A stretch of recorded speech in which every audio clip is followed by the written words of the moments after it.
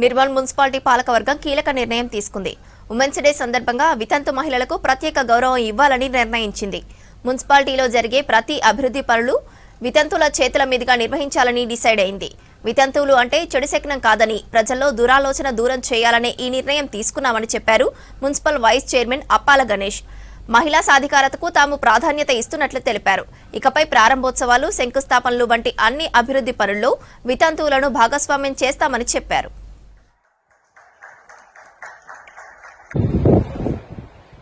ఈరోజు సమాజంలో మరి మహిళా ఎంపవర్మెంట్ అని, మహిళా సాధికారత అని చెప్పేసి మహిళలను పురుషులతో సమానంగా చూడాలని, మహిళలను అన్ని రంగాల్లో ఎదిగేలా చూడాలని చెప్పేసి చెప్తున్నటువంటి టైంలో కూడా మరి సాటి మహిళలు కానివ్వండి, సాటి పురుషులు కానివ్వండి, సమాజం కానీ ఈరోజు కూడా వితంతు మహిళలు ఎదురైతే అపశకునమని, వితంతు మహిళలతో ఏమైనా శుభకార్యాలకు పిలిస్తే అశుభం అని చెప్పేసి మరి మూఢనమ్మకాలను పాటించి ఆ మహిళలను మానసికంగా చాలా మానసికంగా వేధించినట్టు, సమాజంలో వెలివేసినట్టు చూడడం జరుగుతున్నది.